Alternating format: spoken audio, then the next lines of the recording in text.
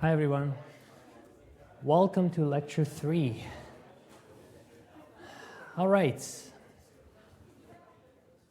So, there are two kinds of people. When you have to learn something, let's say you study a chapter of a book or try to learn something new, typically people either do A or B. So A is you start reading through the chapter and trying to learn and understand everything possible in that chapter on each page, and you won't turn pages until you understand everything perfectly. And then you proceed slowly, but you try to fully understand everything. That's type A. There's type B, that they just start reading quickly through the pages and get an overall understanding of what's going on, and then if necessary, they come back and read again, study again, come back, study again, come back, study again. So, type A's, raise your hands. Okay. All right. So, type B is just to see. All right, okay. So, the type A people are kind of, tend to be perfectionists, and they obsess over every little detail.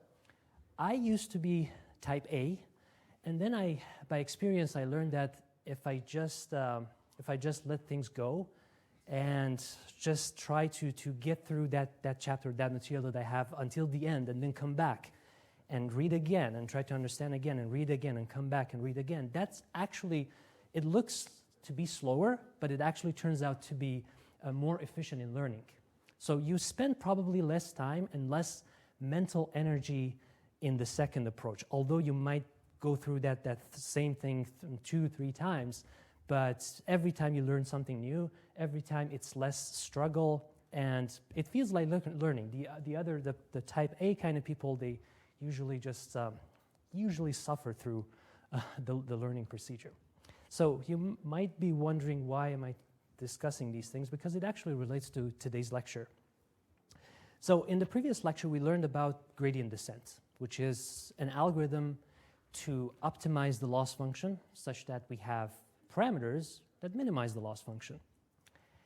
And with the gradient descent, if you remember, we had a sigma somewhere, and we used to sum over all of the examples in the data sets. And then suppose that if we had 1 million data points, we would do the sum over that 1 million data points and then compute the gradient based on that, because we had a sum. However, this approach turns out to be extremely slow and sometimes even impossible to implement on hardware, because in real-life examples of training deep neural networks, usually data sets are quite big, and you're not going to be able to fit everything into the memory of the computer, of the GPU, as efficiently as possible. So this leads us into the most famous algorithm for deep neural networks, and that's stochastic gradient descent. In stochastic gradient descent, instead of taking the whole data set into the loss function in order to compute the gradient, we just look at a few data points.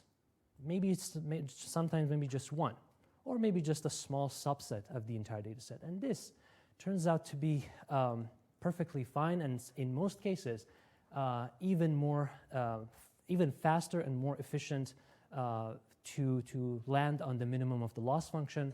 And sometimes it has desirable features that even if we can do gradient descent, we prefer to do stochastic gradient descent.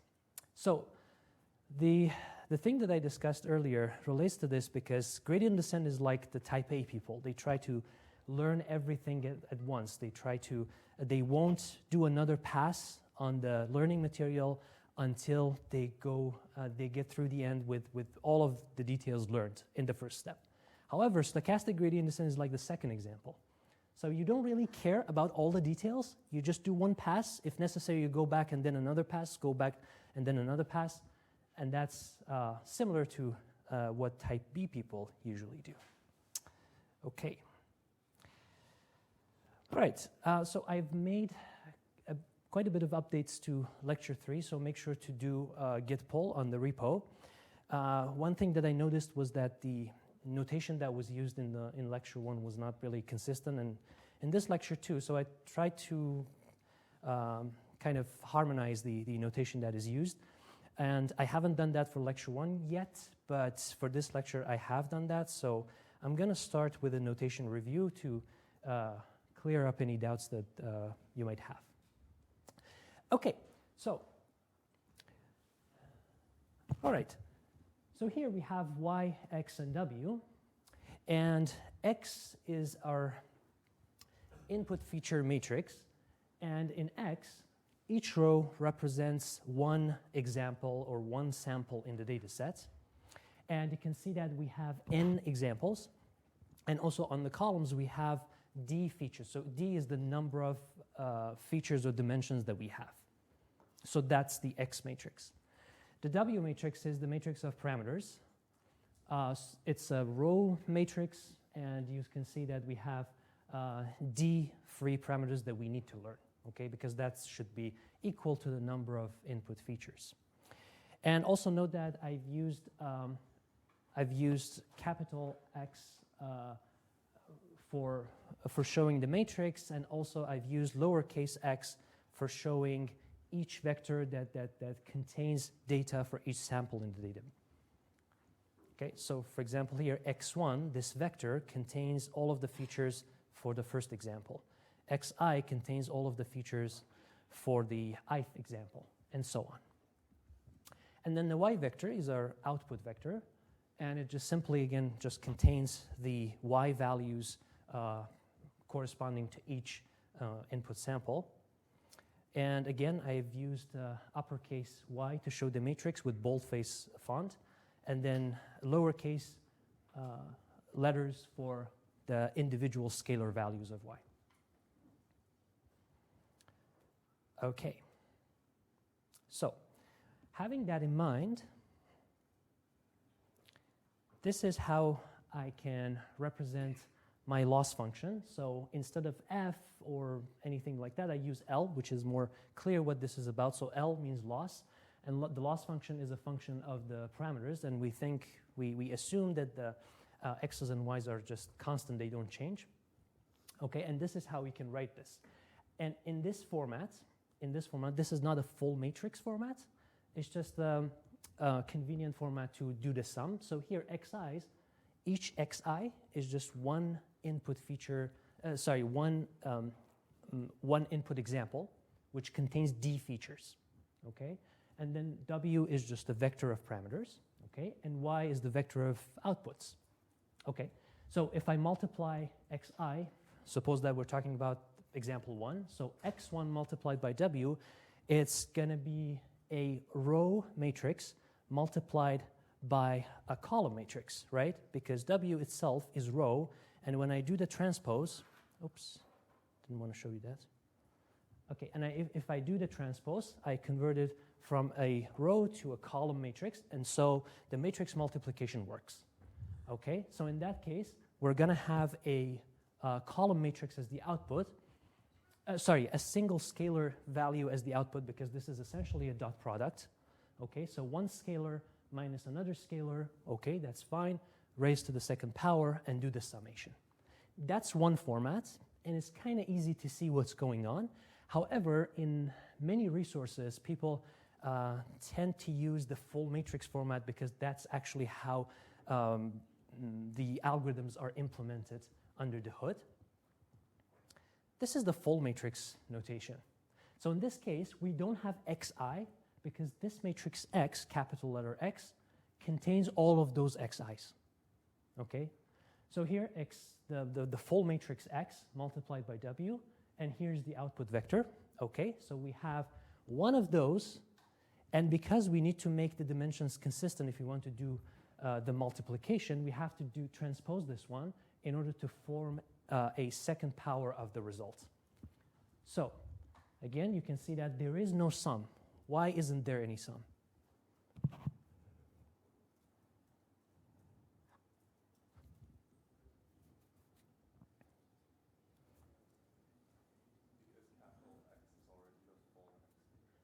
Okay, and in that case, what happens? Exactly. So the matrix multiplication that we have here, because this is the full matrix X, automatically takes care of the summation. So That's why we don't care about the sum sign anymore. So we have this matrix here, another matrix here, and then again we form the dot product, and then everything becomes makes sense at that. Okay.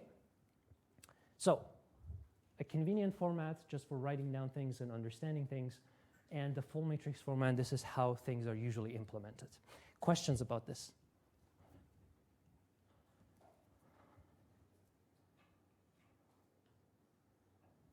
Okay.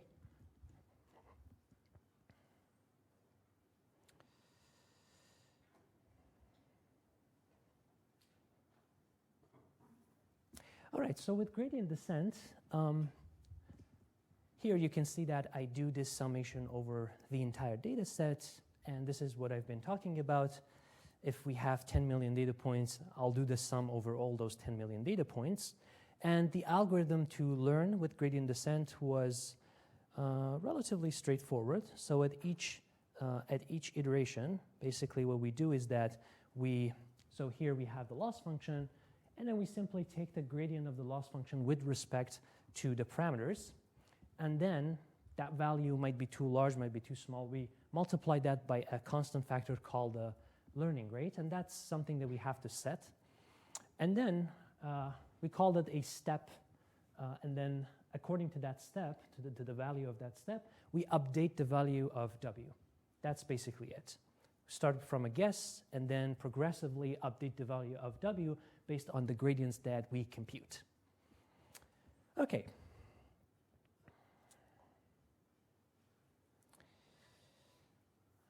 All right, so as you can see, for example, if we have 1 million data points and we have 1,000 parameters to optimize, and then we do 1,000 iterations, the number of computations, the order of magnitude is about 10 to the power of 12. So it's really huge, the number of computations that we need to do. And you can see already that this is, and this is not even a realistic example. We usually have more than 1 million examples. We usually have more than 1,000 parameters to optimize. More than often we have, let's say, 1 million or a couple million parameters to optimize. So this is not feasible. And as I told you, we can use this algorithm called stochastic descent. And stochastic basically just means random, okay? And here is a note that tells us the difference between stochastic and random. Usually processes are called stochastic rather than, usually the modeling approaches are called stochastic and phenomena themselves are called random. But these are used interchangeably. So basically you can take the meaning of stochastic to be random. All right, so with stochastic gradient descent, however, look at the difference. So instead of doing the summation, so just look at the loss function. Instead of doing the summation over n examples, I have only taken just example I, right? So the only difference between this one and this one over here is that I don't do the summation. So I've only taken one example, example I. And that gives me a loss function Li, okay? Okay, I compute the gradient based on that. There's no problem with that. And then I use the same updating procedure as I used with gradient descent. That's the only difference. Instead of doing summation, just take one example here.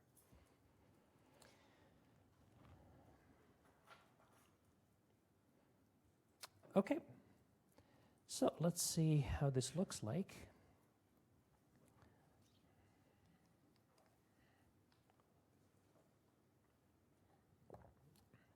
So I have my Pokemon day. Oh, I forgot to run the import cell.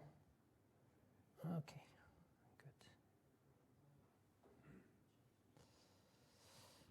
good. Okay. Pokemon data set, and we want to fit a simple linear model to this data set. Okay.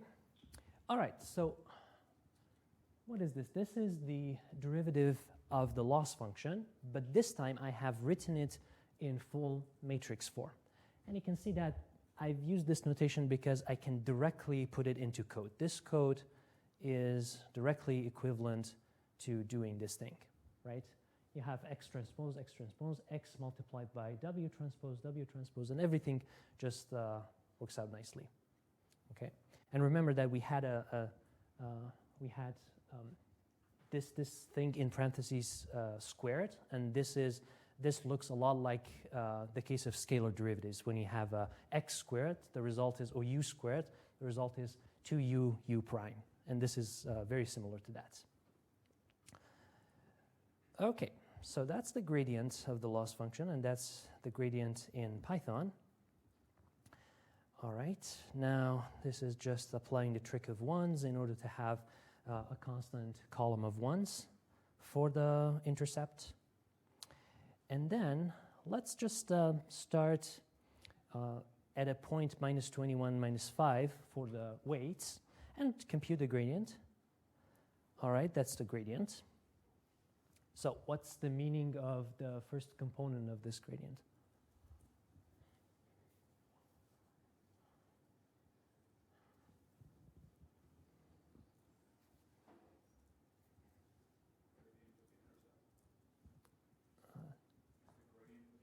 Sure, but what is its meaning? Mm-hmm. Right, that's right. We have to go in the positive direction, but basically it just means that for each unit change, each unit positive change in the value of W0, if I increment by positive 1, then this is the change in the loss function for that corresponding change into W. Okay? So this is basically a rate of change. Okay. All right. So it means that if we go in this direction, meaning that if we go in positive W, we will decrease the value of the loss function.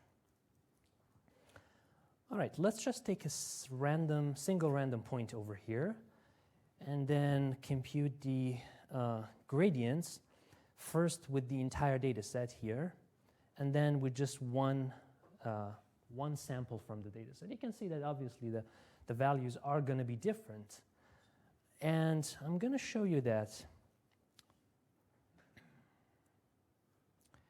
I'm going to show you that as you change the values of the, as you take different samples from the data set, it's not equal to the actual gradient, but you see more often than not, it's actually close to the exact gradient. So you can see that I'm taking different data points, and you can see you'll see negative values more frequently than positive values. And this is just a subset. Maybe it doesn't do a very good job of showing you that, but I'm going to prove that to you, that we will get negative values more often than positive values. So let's compute the gradient for each single data point in our data set and then create a histogram. Okay. Now this is a histogram of the gradients, meaning that I have taken each point, each sample from my data set and computed the gradient. And then you can see that it's actually skewed towards the negative values. So it means that on average, this is a negative gradient.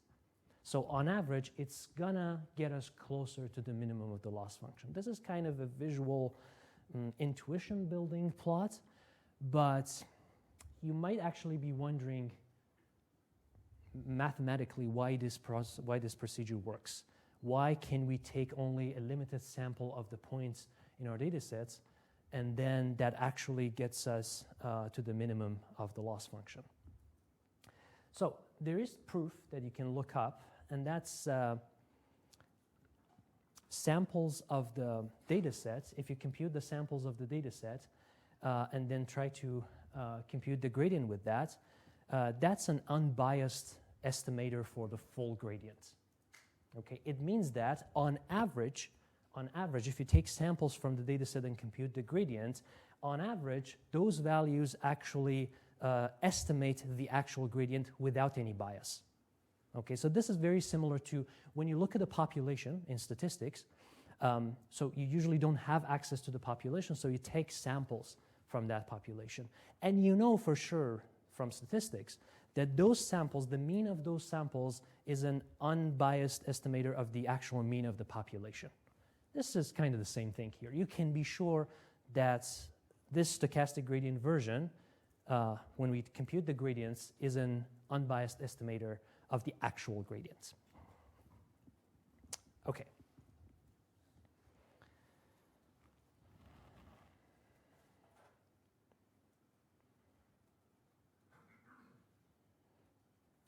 All right, so instead of taking the entire data set each time into our gradient, into our loss function and taking the gradient, we have only used 1 point. And that should be extremely faster than taking the entire data set into the loss function. Okay, now let's see what the convergence looks like if we use stochastic gradient descent. So here I have this function. I don't want you to focus too much on these parts. These are just, this is record keeping. Again, these are just record keeping in order to see what's going on and logging. This is the important part over here. Okay, what I do here is that I generate one random number, and that random number, if I have 800 data points, for example, I generate a number between 0 and 800. Okay, and then I pass it to my data set. So instead of passing the entire data set into my gradient function, I only pass one sample. Okay, so that's basically doing that. And the none simply just creates a new axis for x and y so that they are in matrix form. Okay. All right, and then we do the same thing as we used to do with gradient descent. We multiply the gradient by the learning rate alpha, and then we update the value of w. Okay, so that's the important bits over here. Okay, any questions about the function here?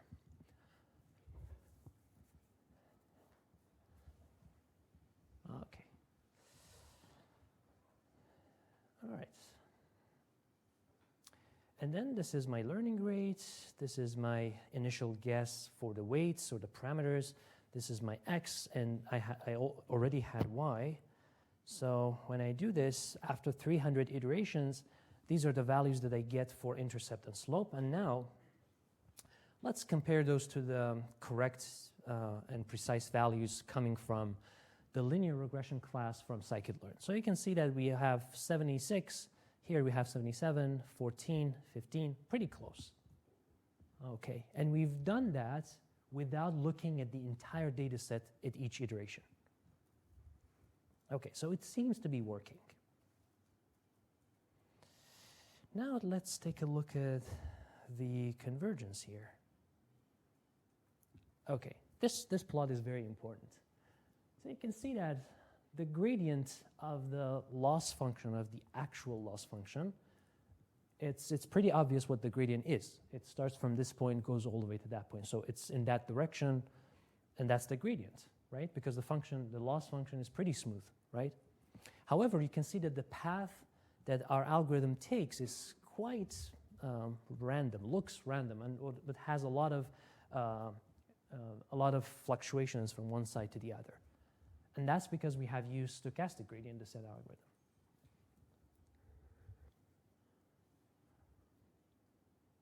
Okay, questions? Yes?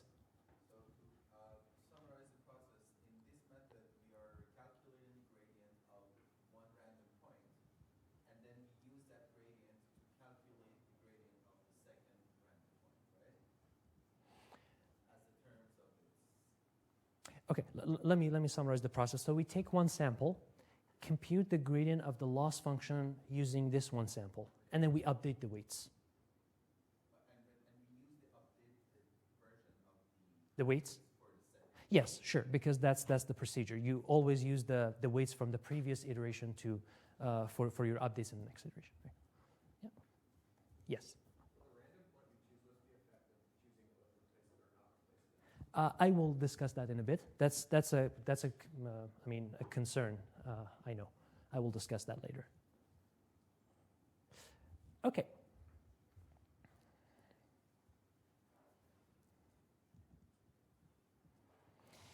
Okay, one very important point about this plot is that the stochastic gradient descent algorithm actually tries to minimize a different loss function. Okay? It's a different loss function, and that's why we see a path that does not correspond to the gradient of the overall loss function. So we have an overall actual loss function, which we can compute if we use all of the samples. And we have an approximate loss function or loss surface. So the stochastic gradient descent here, for example, in the first step, To that algorithm, it looks like the gradient is in this direction because it's working on a different loss surface. And in that surface, that's actually the gradient. And then for the next iteration, it looks at a different loss surface because it has taken a different data point. And then on that surface, that's the gradient. So it is computing correct gradients according to the idea that it has from the loss surface. But you know that it's an approximate idea. It's not the actual loss surface. Okay, so this is what's really important. We have the overall actual loss surface, and then we have approximate loss surfaces. You don't see the approximate loss surfaces here. You only see their effect on the convergence history. Okay. All right, so I think we had a question over here, right? Okay. Right, yeah. Okay, so this is what I explain here. All right. So here we have gradient descent. Okay, so here I have the same function that I had for gradient descent. I just have it here so that I can compare values. And you can see that the actual gradient descent goes up to 466 iterations, and it actually computes the intercept and slope pretty accurately. Let's take a look at the path, and this is the path that makes sense on the overall loss surface.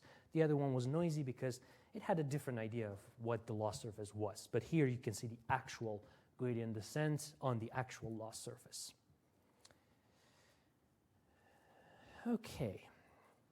So one thing to note is that you can see that the actual gradient descent algorithm takes much better steps towards the minimum value, but it comes at a price. And the price is the price of computations that we pay. So it's much smoother towards the minimum.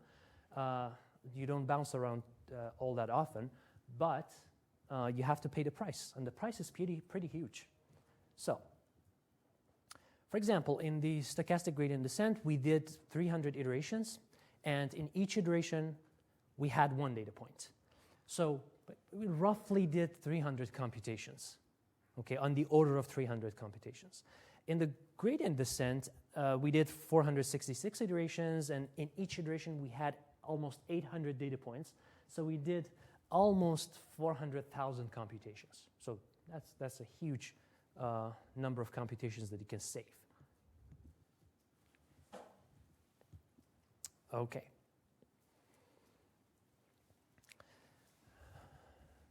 Let's take questions if there are any. Since the estimated gradient is expected to be the same as the actual gradient, would you say that the approximate iteration time be expected the same as the actual gradient descent? That's a good point.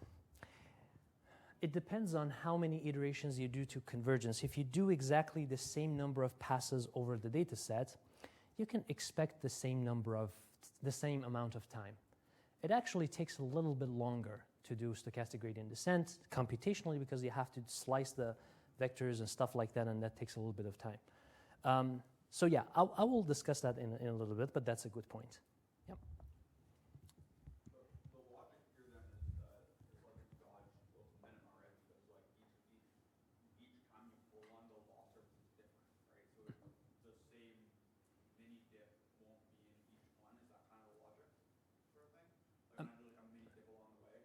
So like each distinct subset sample or individual sample is different. That's the idea. It's not that it's faster necessarily, because eventually like if you kind of do this, like the same number of computations probably gets the same accuracy, but it's more that each surface is different. Yeah, so exactly. The thing is, it's not per computation, per pass through the data set. We will discuss that. Per each pass of the data set, the stochastic gradient descent is not actually faster than the gradient descent. The thing is, with stochastic gradient descent, you actually do fewer number of iterations or fewer number of passes over the data set to converge. That's the thing. So when we say it's faster, it's not faster per each pass on the entire data set to see each data point. It's not it's actually a little bit slower. But instead of let's say let's say 4 or 10 passes on the data set, it converges with half a pass on the data set. That's the idea. Yes?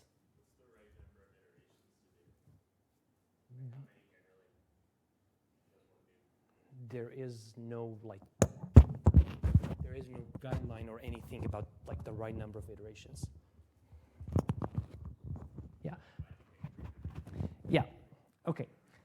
That's a very good point. The thing is, I didn't want to confuse you with too much detail about how we can actually stop the gradient descent algorithm.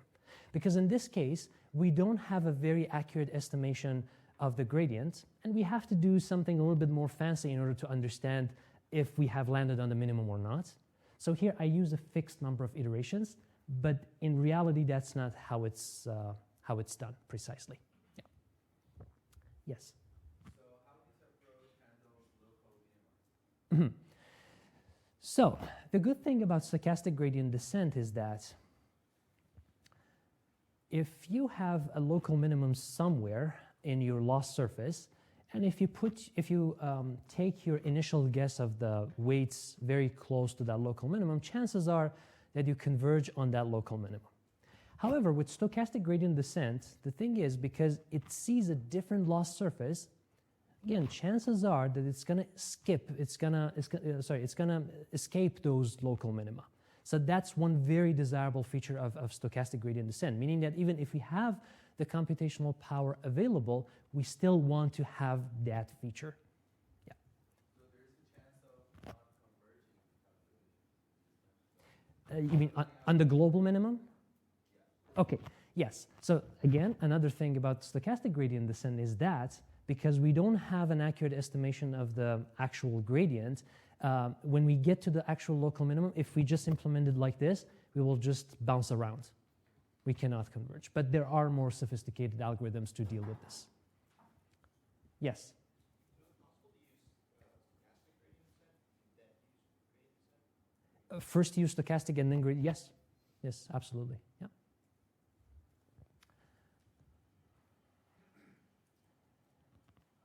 Okay, let's move on.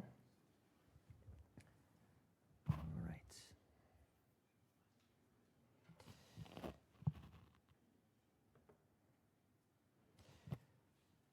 Okay. So there is a compromise between taking the full entire data set to compute the gradient and taking just one sample in the data set. So we can take maybe a subset of the samples in our data set.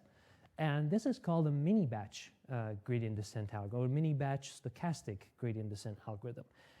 Usually this is what is used in reality, in real life algorithms. You take batches of the data in order to compute the gradient rather than just taking one sample from the data sets.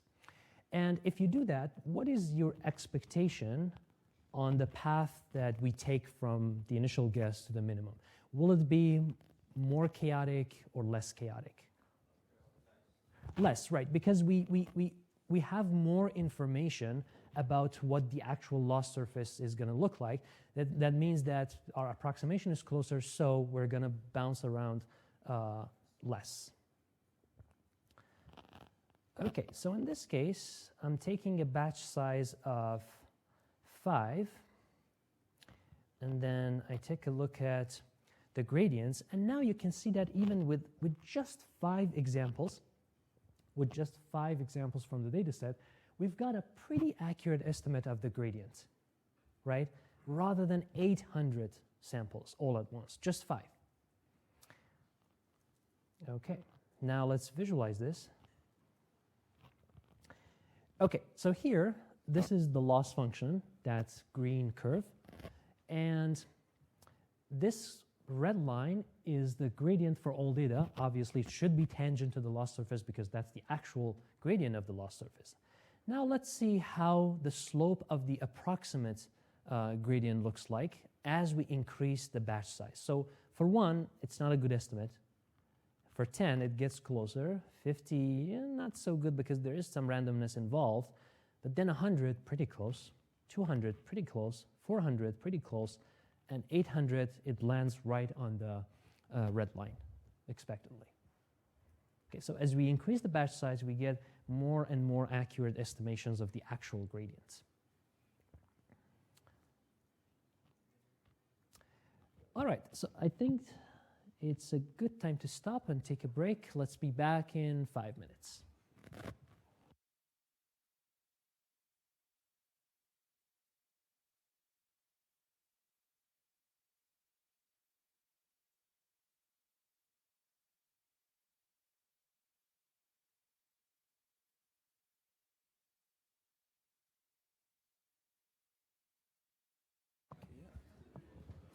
Hello. Sorry to interrupt your very precious 5-minute break. A quick announcement, if I can have everyone's attention. Me and Ty are this blog's blog reps. Yay, fantastic. That was undeserved. We've barely done anything yet. The main announcement is obviously it's week 2. The survey will be out soon. We're just editing a final few questions because we'd like to get your opinion on the rollout of the Capstone project as well. So it'll be out later today. We will not stop bothering you about it until you fill it in, and there might even be a little reward. But that's only if you're very, very good and actually do it. So do you have anything to add? No, but please. I guess for those who don't know me, I'm Ty. And yeah, looking forward to being the block rep. One other thing, just for the next block, we have a couple volunteers to be considered for the block rep. If anybody's interested in being a block rep, there's just the one last block that's sort of open right now. So if you want to get your name in there, we'll probably have a formal vote in the next block. So yeah, just send through a message to Renzo or I if you're interested in being a block rep. Awesome, thanks. Oh, and if no one applies to be block rep for number 6, we'll just draw names and someone will have to do it. Thank you, guys.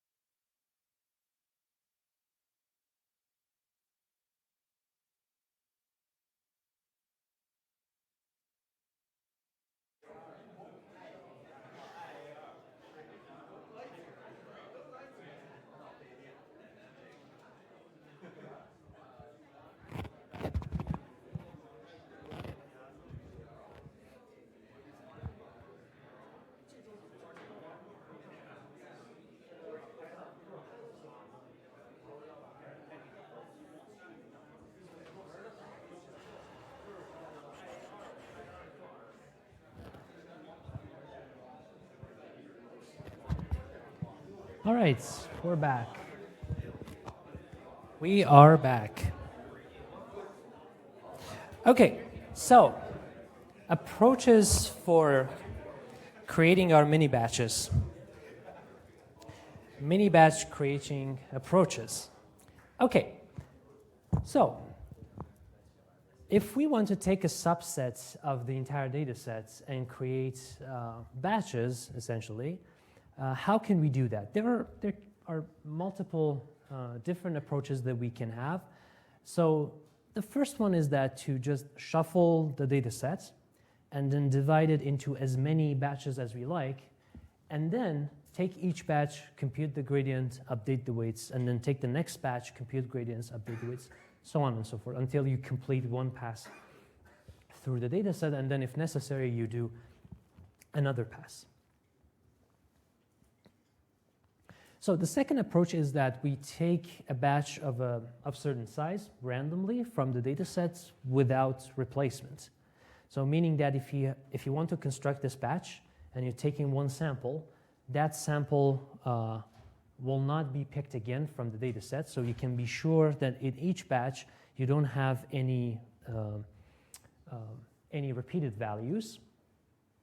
Okay, and then you do this for each iteration. So in each iteration, you randomly pick 10 samples without replacement. For the next iteration, you take another 10 samples, and then another 10 samples. And chances are, if your data set is small, you might have the same data points in different batches. Yeah, that's without replacement. With approach 3, we take the samples from the data set for each batch with replacement. So empirically, it's shown that the sampling without replacement leads to more optimal solutions or faster convergence. This is why typically we use either approach 1 or approach 2.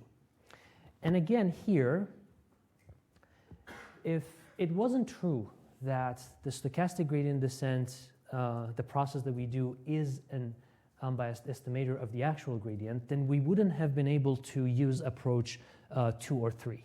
However, because it's just basically a sampling procedure and the means of the samples are an estimator of the means of the actual population, in this case the actual gradient, then we can use approach 2 and 3. So that's perfectly valid. However, what I have seen mostly used in practice is using approach 1, meaning that you just it's probably the most intuitive one. You split the data sets into many batches, and then you look at all of them. In each iteration, you look at each one of them. So you take the first batch, the second batch, the third batch, and in this case, all of the samples in your database will have a chance to update the weights. Okay. So here, I'll show you approach 2, but you will implement approach 1 in the lab.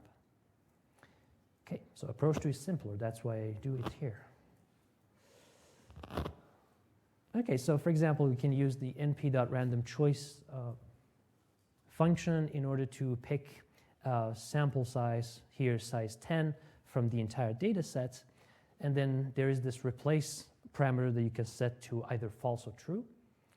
Okay, and with that information, we can modify our stochastic gradient descent algorithm to be a mini batch stochastic gradient descent.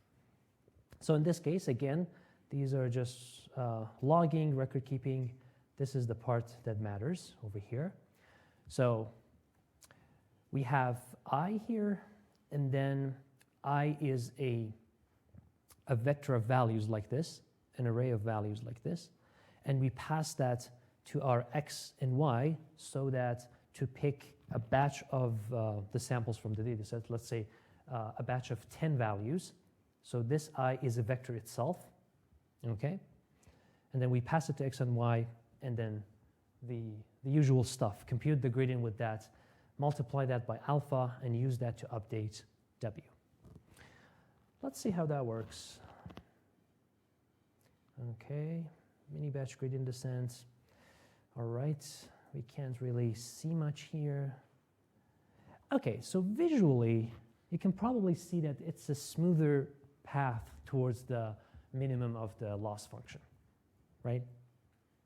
So compared to the previous one, that one was much more chaotic. This one is smoother because we are taking batches of 10 samples each time, and because we're using more samples, our estimate of the gradient is more accurate and has smaller variance. All right, now we can look at things side by side here. So this is the gradient descent using all of the data points, stochastic, and this is the mini batch. And you can see that in this visualization. Okay, note that in mini batch gradient descent, we still do a lot fewer computations compared to gradient descent. It's not comparable, but we definitely do more computations compared to stochastic gradient descent. That could be balanced by the fact that we have a smoother path towards the minimum. So we might bounce around less often, and that leads to faster convergence. Yes? So do I understand correctly that in approach 1, the number of iterations depends on the number of batches? No, okay, I'll discuss the terminology in a bit. Okay, iterations, epochs, and all of that, yeah. Is the size of the batch something you would tune as a hyperparameter in that like you want a combination of like the benefits of mini batch as well, but like a larger mini batch is less resistant to local minima, so you would tune it? Exactly. So the question is whether we should tune the size of the mini batch. Yes, definitely, because if you use a value that's too small, you have a lot of fluctuations. If you use a value that's too large, in most cases, you can't go beyond a certain value, and then you get usually better convergence. I mean, less bouncy, but still, that's not always the case. So basically, that's a hyperparameter that you have to empirically tune. Yes. Also, do the statisticians get mad when you don't use approach 3? Because in the analogy of it being like an unbiased estimator, we were showing them proof that it's only actually unbiased if you do it with replacement. So the statisticians get mad if you don't use approach 3. Maybe, but yeah, perhaps. But we jump through so many hoops to do this that it might actually not matter at the end, because this is not actually the way it's not 100% what's implemented. There are a lot of things going on in real life applications, and on top of that, the approach 3 is usually not used. I haven't seen it used in any of the packages, so yeah, I'm not quite sure about that, but technically, that could be true, yeah. Right. Other questions? Okay. Yes? So once we're taking the batch, why we are applying again the stochastic method on that mini batch? Why don't we apply like gradient descent on the mini batch? So we do compute. How like shrunk the data, right? So Right. pick the batch, and then what is the reason that we're still using the stochastic method? But that's the meaning of stochasticity. So we randomly pick a sample from the dataset and then compute the gradient based on that. That's called stochastic gradient descent. So yeah, we compute the gradient based on, again, like all of the examples of that mini batch, or like again, Yes, all of the examples of that mini batch. Yes, yeah. Okay. All right. So here I have a table for you that shows the values of the intercept and slope computed with different algorithms. And you can see that all of them are pretty close. The gradient descent is kind of almost the same as what scikit-learn computes. And then the stochastic and mini batch, they're actually also pretty close to the actual values. And you can see that here for the slope, the mini batch gradient descent performs better than the stochastic gradient descent. And here you can see that the data per iteration is something that's important. So you can see per iteration here we have 800 data points used. This is here we have 1, and here we have 10. And you can see the corresponding number of computations based on those numbers. You can see the gradient descent, there's a large number of computations that need to be done. With mini batch, it's a larger number of computations, but still much, much smaller than gradient descent. All right, so now let's get to the terminology. So I have been throwing around these words today. So iteration, batch, epoch. So let's see what they mean. If we have a data set with n observations, iteration is whenever we update the weights of the model using the gradients. Okay, so whenever you do w minus equals alpha multiplied by the gradient, that's one iteration. So that while loop. A batch is just a subset of the data used in an iteration, and an epoch, this is an important word, is one full pass through the data set, meaning that if you see all of the examples in the data set or an equivalent number of all of the samples in the data set, that's considered one epoch. Okay? So one full pass. Okay. So let's take a look at that. In gradient descent, one iteration is equivalent to, one epoch is equivalent to one iteration. Because in each iteration, you look at the entire data set. So that's one epoch. In stochastic gradient descent, because we use a mini batch of size 1, you need to do a certain number of iterations for one epoch, and that certain number equals to the data set size. So you need to do actually n iterations.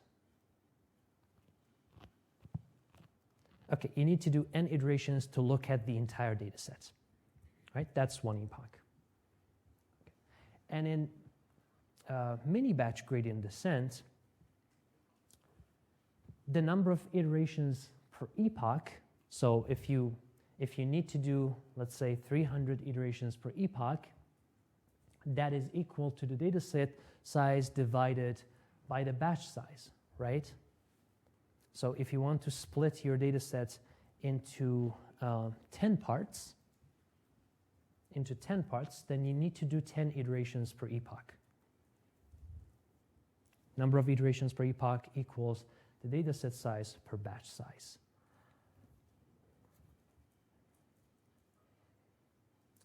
Okay, this is a table that shows computations and has those words in it so that you can see it, how it looks like. So you can see that with gradient descent, data per iteration, or the batch size is 800. The whole thing is one batch. And if you do 466 iterations, that's also 466 epochs, because in all of those iterations, you look at the entire data set. Okay, in the case of stochastic gradient descent, we've done 300 iterations. In each iteration, we have looked at one data point. So that basically means that we have looked at this fraction of the entire data set. Okay, so here is the important thing. If you remember, we used this number of iterations to get pretty close to the minimum value, right? And now you can see that the real difference, 466 epochs compared to 0.37 epochs. So that's actually why the stochastic gradient descent is faster. It's not because per look at each sample it's faster. No, it's because it does actually fewer epochs in order to converge. So the convergence overall is faster.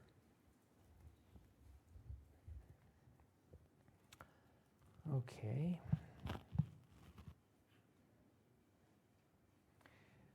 Questions about terminology here? Yes. So in a stochastic method, we are picking random points, and then in each iteration, you're just having one data point per iteration. That's right. How can we make sure that like the data per iteration is kind of not the same data that You can keep track of things if you want. So for epoch, it doesn't matter if you go through like every Yeah, so if we don't limit ourselves to the case that you don't take repeated examples from the data set, then one epoch is considered as when you look at an equivalent number. Yeah, for example, if you have 800 data points, if you do it with replacements, so it matters if you do 800 iterations. Okay, that's considered one epoch. Other questions? Okay. All right, so in practice, you rarely hear people saying mini batch SGD, stochastic gradient descent. people just say SGD, and I have rarely seen the actual stochastic gradient descent being used, except for some limited simple cases, not in neural networks at least. Okay, so these are important to note. If you say I did 10 iterations of gradient descent, that means something, because it means that you have done 10-fold passes through the data set. However, if you say I have done 10 iterations of stochastic gradient descent, it means nothing, right? Because you don't know what, in terms of the size of data set, you don't know anything, right? You don't know how much of the data set you have seen. However, if you say I have done 10 epochs of SGD, yes, it means that you have looked at the entire data set 10 times. So that means something. Okay.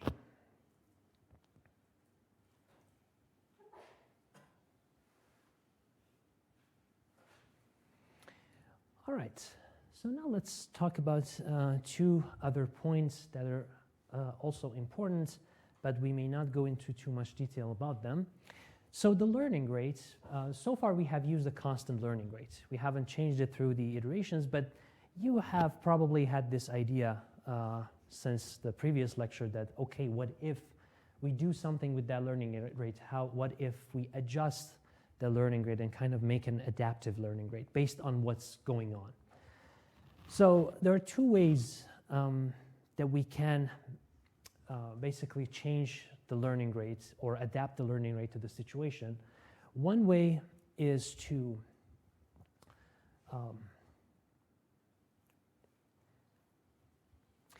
basically to use a learning rate that takes big steps when we're far from the minimum and smaller steps when we're closer to the minimum value.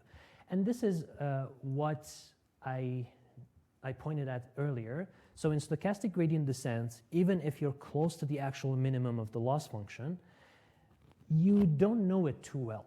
So that causes bouncing around the actual minimum value. So this is why in actual implementations of stochastic gradient descent, this version is not used. Other versions are used that actually adapt the learning rate so that the learning rate decreases exponentially in most cases, so that you can limit the value of the step size, and then based on that, you can terminate the iterations. Okay, so that's one method. So based on the gradients that you have in each direction, you basically adapt your learning rate. And then another approach is to use momentum. And using momentum leads to a smoother path towards the minimum value. It's kind of similar to comparing two situations. If you play tennis with a tennis ball, and if you play tennis with a ping pong ball. So with a ping pong ball, with the slightest breeze, the ball just gets carried side to side. However, the tennis ball has a lot of momentum, so it doesn't really get affected by any wind blowing, for example. This is basically what momentum means. So with the momentum, we use information from the gradients from the previous step and say, okay, I'm not gonna base all of my computations on the gradient that I'm computing at this step. I'm also gonna look at my past history. So what has been going on? If it tells me one goes me tell this way, the other tells me go this way, I'm gonna take the direction right in the middle. Just construct a vector addition of the two. So it basically is dependent on the history of the convergence, that momentum thing. Okay, so these are two ways that actually help a lot with reducing fluctuations and also for limiting the value of the learning rate so that we don't bounce around minimum values all too much. Okay, so one algorithm that you will see a lot as an argument to a parameter that we use later on is this Adam algorithm, which is a fancier variant of stochastic gradient descent. It actually implements both of these two methods. So it's both adaptive and also implements the momentum feature. There is an optional question on the lab. You'll be in charge of implementing that. You won't derive the equations, but you will see the equations. You can inspect their effect on the outputs, and you will work on a case that we have multiple local minima. However, with the use of the Adam algorithm, you can actually escape those local minima and land on the actual minimum of the loss function. Okay, so we won't discuss these algorithms too much here. If you're interested, there's a very useful link over here. You can see different variants of stochastic gradient descent algorithms, that each one of them has its own advantages and disadvantages. Usually what is used is Adam in most neural network training situations because of the nice features that it has. And we can play with those parameters, with those momentum, adaptiveness, and everything in order to escape local minima. So I will show you a video that's actually a stress test on an actual neural network architecture in lecture 4 or 5, where people actually create a profile for the learning rate and then try to stress their model to see if something that they have converged on is a local minimum or not. So they change that and give it a profile that increases and then decreases to stress the model and kind of make it escape the local minima if there are any. Okay. So this is what we have in the lab as an optional question.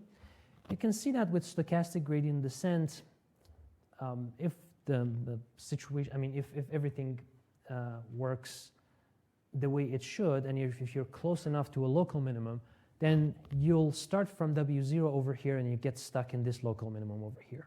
Okay, and that's not a situation that you want to be in. However, with the Adam algorithm, with the adaptive behavior and with the momentum, you actually succeed in landing on the actual minimum of the loss function.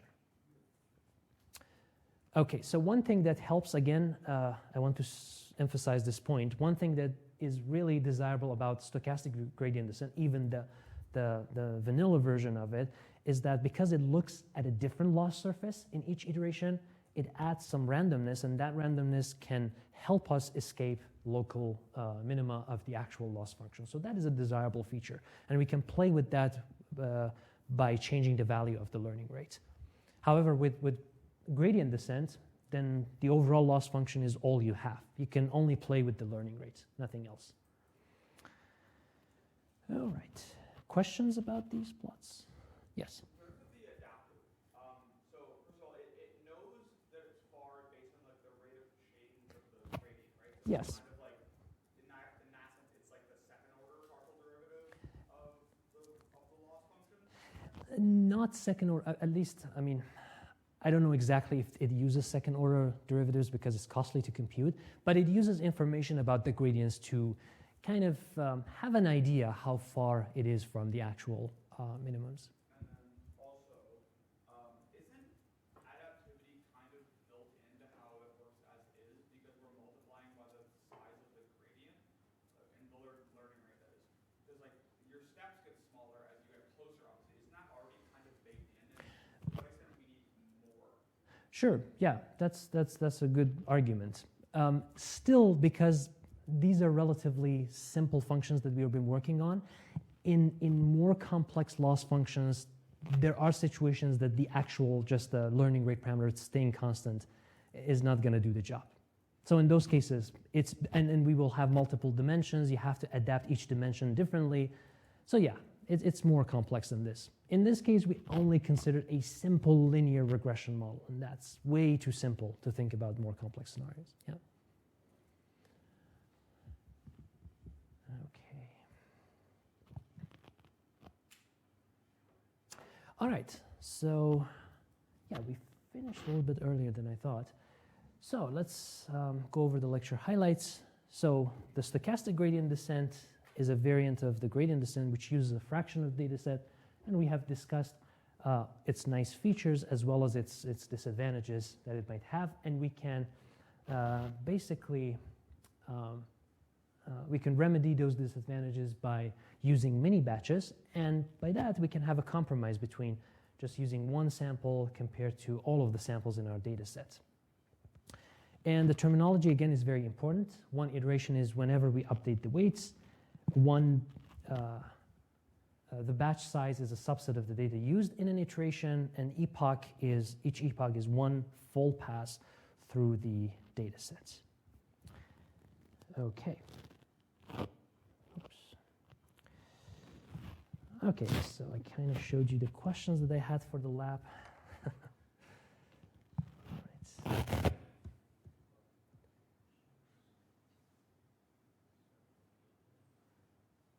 Okay, are there any questions before? I want to maybe work on one or two true or false kind of questions.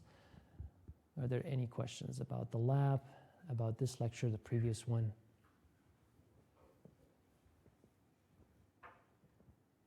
Okay, so let me just...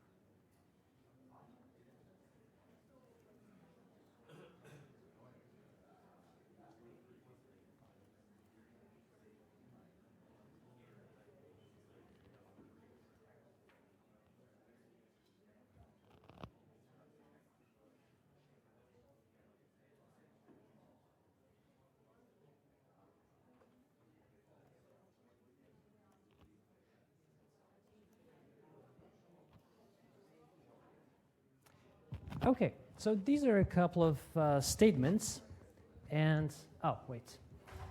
So a couple of statements to and we want to see whether they're true or false.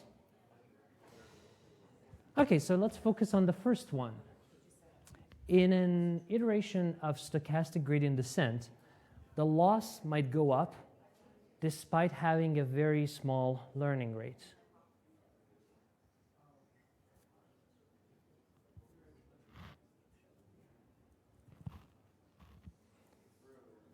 True or false?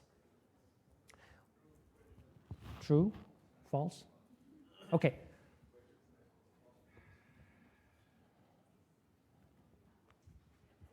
The loss might go up. Yes, the overall loss. Okay. So it seems that the consensus is true.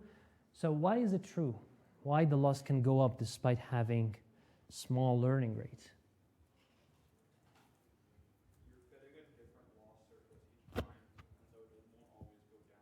Exactly. So although on average we get a gradient value that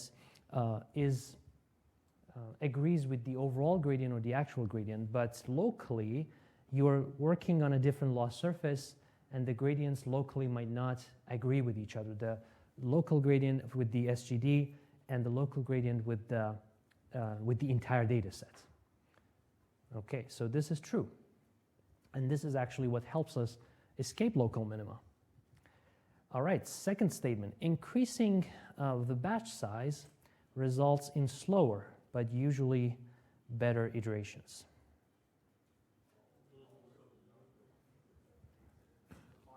Oh, yes, exactly, define better. So meaning that less chaotic iterations. Mm-hmm. Yes, that's true.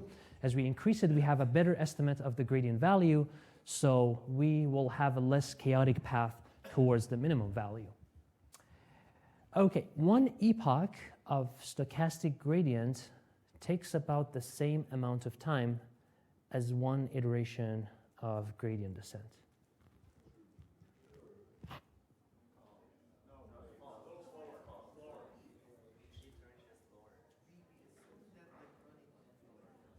Each iteration. So what's the meaning of iteration?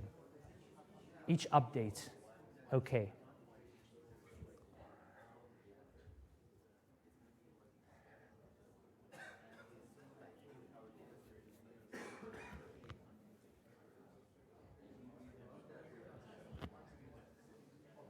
So true or false? Trues, raise your hands. Okay, falses, people who vote for false. Okay, so it's pretty split. Okay, so, yeah. This is true. Yeah, it takes about the same amount of time. If you are very nitpicky, the actual, one epoch of stochastic gradient descent might actually take a little bit even longer than gradient descent because you have to do extra operations in order to pick random values from the data set. But stochastic gradient descent, convergence in fewer epochs, that's the thing. Its convergence is faster, the overall convergence. It's not because each epoch is faster. Okay, so stochastic gradient descent, the fourth statement here, with a mini batch size of n is the same thing as gradient descent. Why true?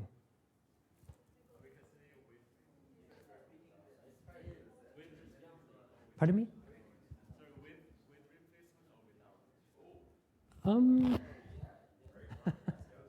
That's a good point, yeah.